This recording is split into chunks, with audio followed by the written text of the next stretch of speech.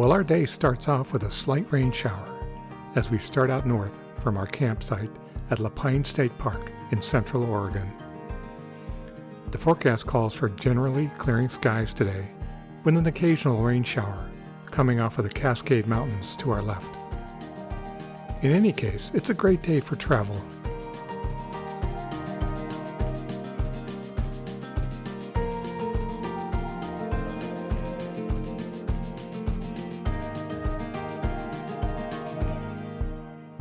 Our plans are to continue to follow US 97 north, along the plains east of the Cascade Range. Our first stop in this episode is at the Cove Palisades State Park, about 70 miles north. But first, we have some chores to take care of. Grocery shopping, along with a stop at the car wash for some light cleaning, and also an oil change for the van. We'll do all of that in the town of Bend, just up the road.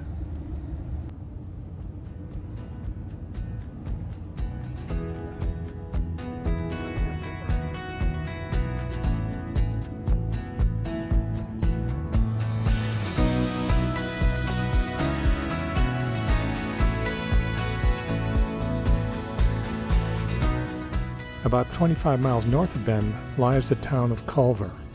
We take a left turn and head west across a flat open plain.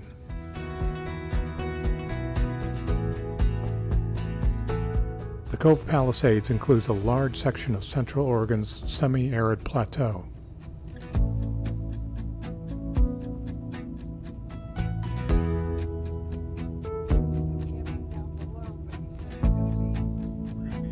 There are mountains in the distance, but as we approach the park, the road begins to wind and descend steeply into a very expansive and deep canyon. This is the Crooked River Canyon. Down below is Lake Billy Chinook, created in the early 1960s by the construction of the very large hydroelectric Round Butte Dam.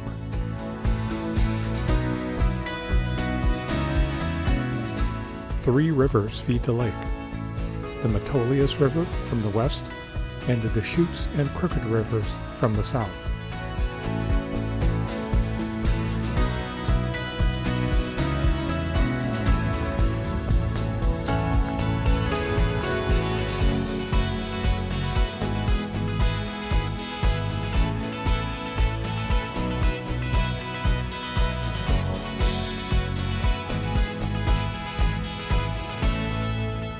We make our way to the south end of the lake, where we cross over the Crooked River via a narrow suspension bridge.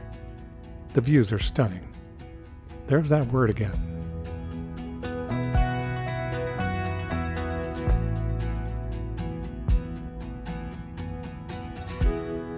After a bit of exploring within the canyon, we make our way back to the top of the rim and check in to our campsite at the Crooked River Campground. There's a great hiking path along the plateau where you can see the canyon in the distance. A great overnight spot.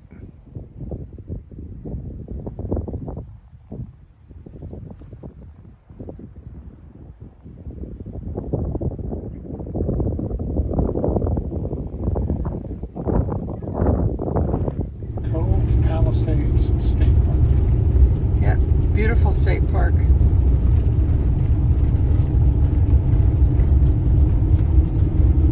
Off we go to Washington.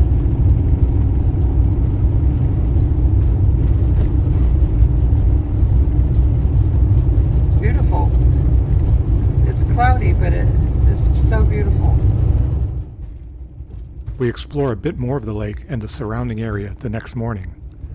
This time we stay up on the bluff on the Mountain View Road on the east side of the lake. Oregon State Parks, give them an A+. We stop at one of the overlooks. We get great views of the lake and beyond.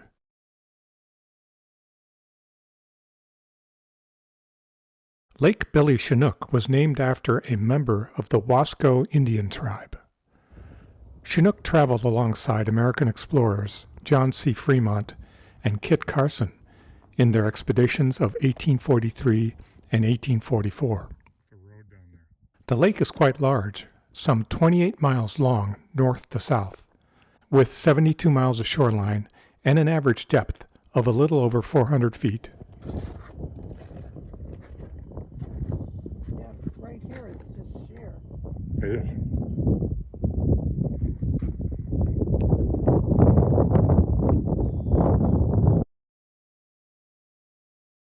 Our last section in Oregon stretches from the Cove Palisades to the town of Maryhill, just on the other side of the Columbia River in Washington State.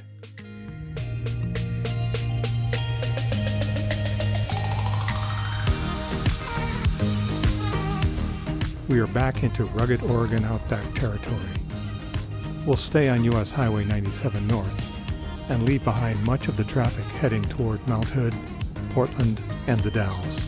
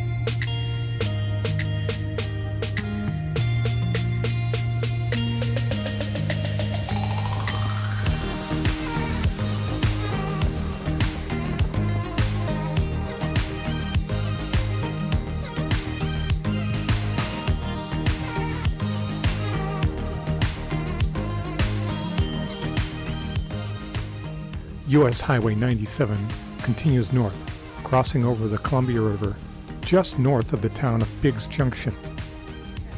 Although we are well east of the Columbia River Gorge proper, the crossing and views from the bridge are no less beautiful.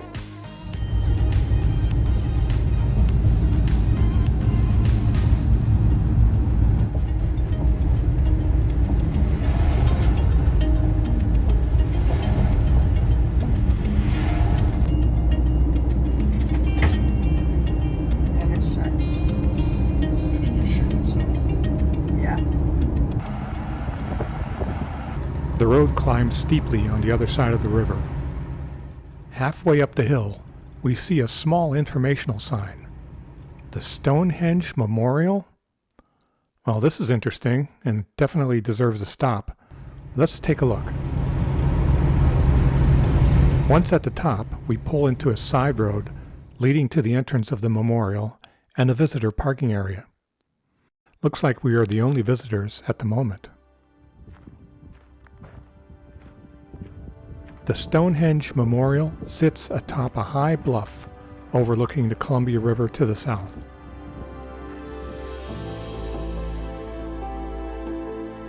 The memorial is apparently a full-scale replica of the ancient prehistoric Stonehenge located in England.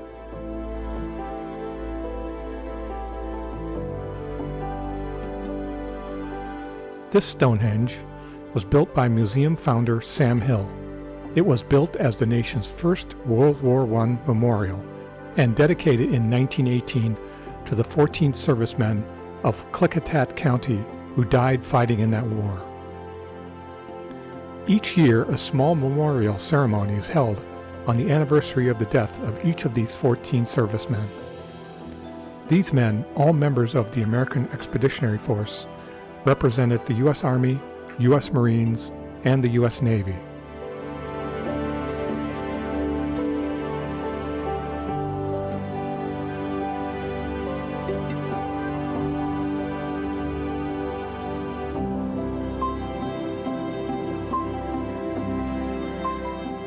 In 1995, the Klickitat County Veterans Memorial was also erected near Hill's Stonehenge to honor those who have died in service of their country since World War I.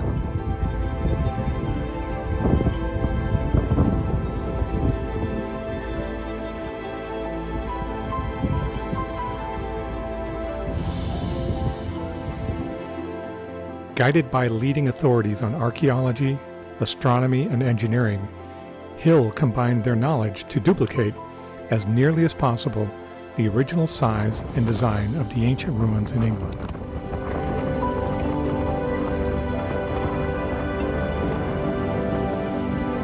Samuel Hill died in 1931. His body was cremated and the ashes placed in a crypt just below the Stonehenge Memorial. This is what we love about van travel and taking those roads less traveled. A surprise roadside stop, steeped in history and surrounded by majestic scenery. Canyon miles going home. After lunch in the Stonehenge parking lot, we're back on the road again. We start to gain elevation and approach the Cascades again as the mountains angle in a northeasterly direction.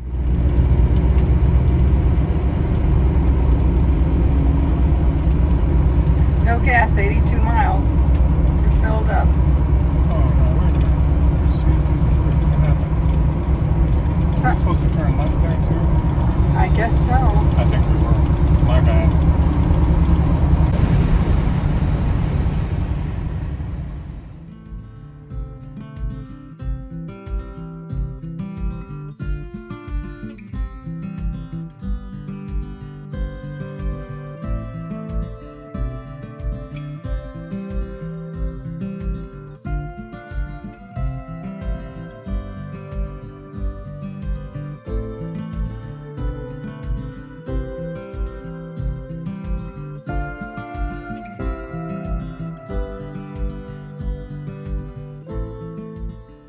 We're soon back in the pine forests, and just before we reach Saddest Pass at elevation 3,100 feet, we spot Brooks Memorial State Park. Up in the mountains. This looks like a quiet spot off the road, so we decide to call it a day and find an early campsite.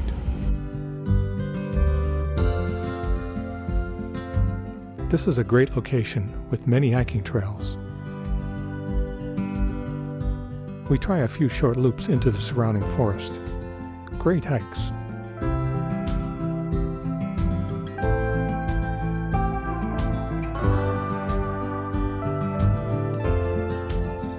far is it to the tree? I have no idea. It's, you want to look on the map?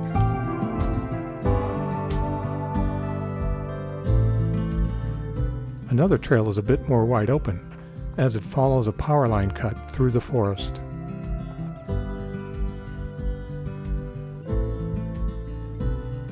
As a result of the cut, we're actually able to climb to a high point where we get a distant but clear view of the Mount Hood volcano, looking back into Oregon, about 65 miles to the southwest.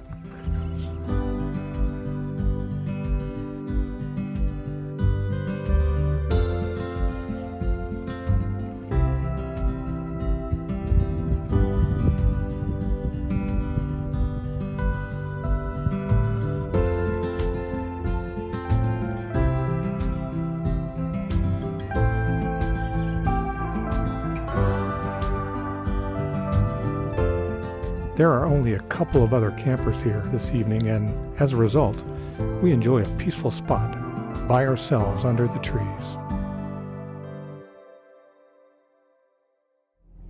Okay, leaving our campsite from last night at a state park near Goldendale, Washington. Nice place in the trees. We took a hike this morning and saw Mount Hood, as clear as can be, at the top of the hill.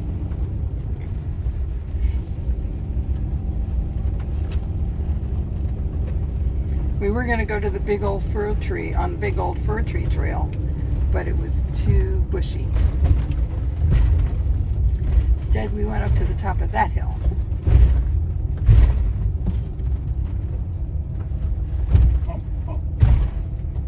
Here we go.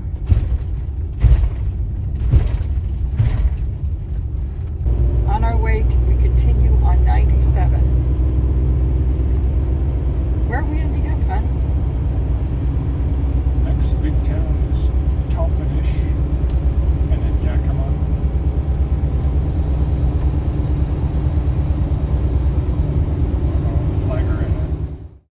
We'll have one more stop in Ellensburg before we reach the town of Leavenworth, another 150 miles further north.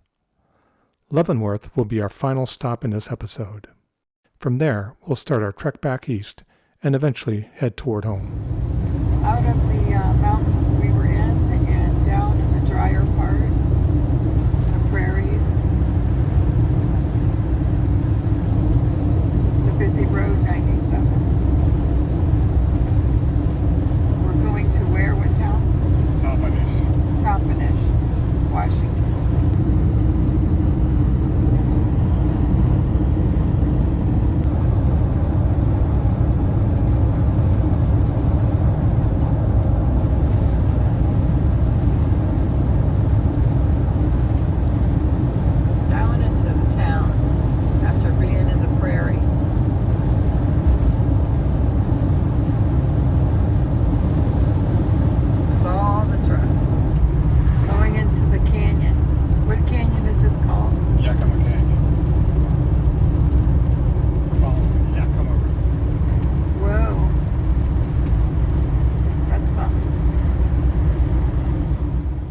From Yakima to Ellensburg, the road to take is Washington State Highway 821. This road takes us along the Yakima River through an absolutely stunning canyon. The quicker way, of course, is to take Interstate 82. But take this road instead. This is a must-see piece of Washington real estate.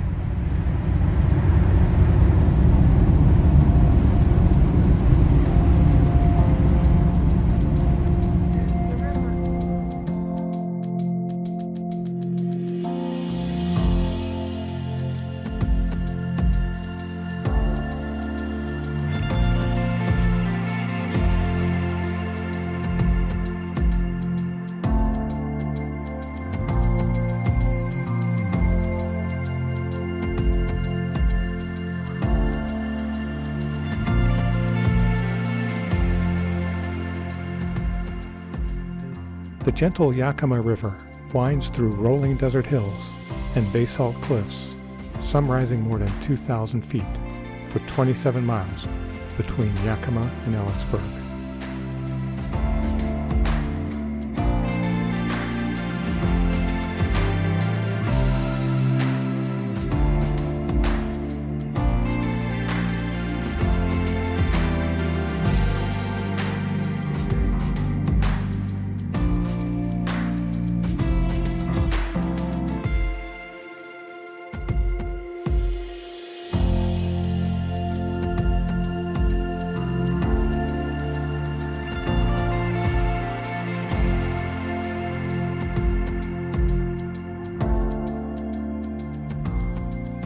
State Route 821 matches the river's gentle curves.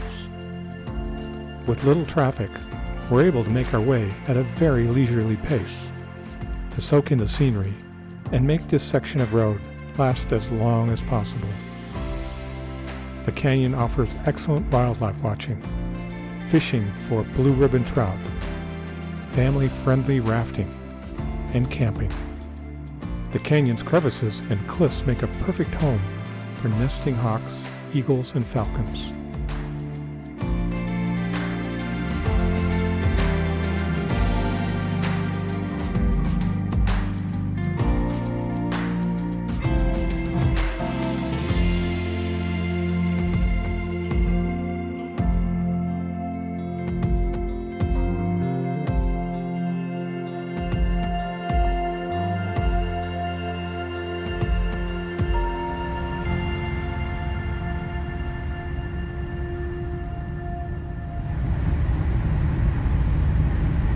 Leaving Yakima Canyon, we head into Ellensburg.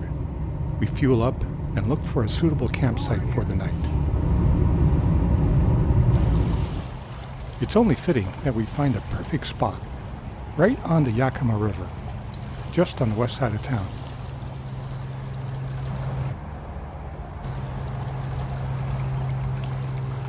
The river is fast flowing, but the sound of it is soothing balm for a restful night.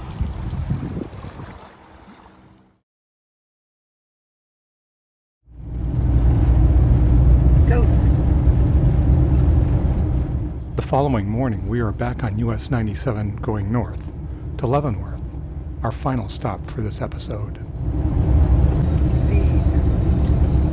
I guess they make a lot of honey out here. Our first order of business, though, is the climb into the Wenatchee Mountains and over Blewett Pass. We have a short travel day planned, about 60 miles, as we want to spend a full day in Leavenworth.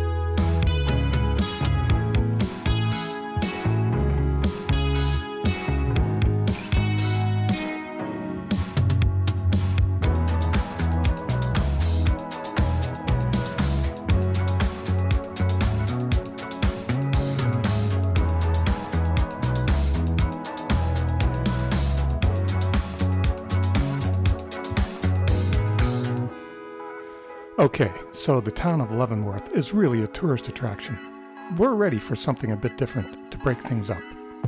And more importantly, we want to indulge in some delicious German pastries. You can tell by the traffic that this is not one of those roads less traveled.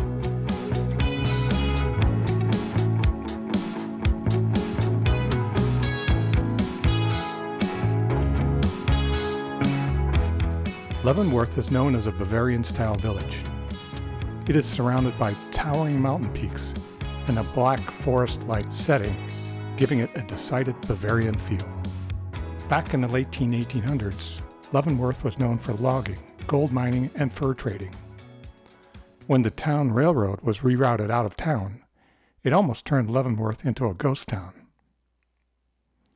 In the early 1960s, the town leaders came up with an idea to change Leavenworth's appearance to draw visitors. They decided on a German-style Bavarian look to match the surrounding natural scenery. The town was completely renovated with Bavarian-style architecture. German-themed stores, restaurants, and plazas are found throughout the town. Even the McDonald's is styled in a Bavarian theme. Community leaders then created a series of festivals, drawing tourists into town ever since. These festivals include the Autumn Leaf Festival, Mayfest, with an authentic maypole in the town square, and an immensely popular Christmas lighting festival.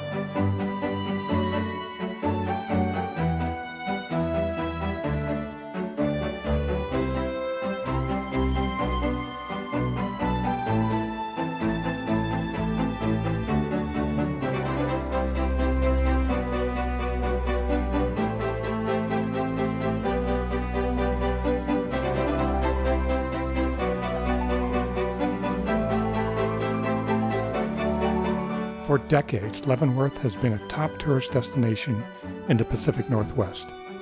More than 1 million tourists come here every year.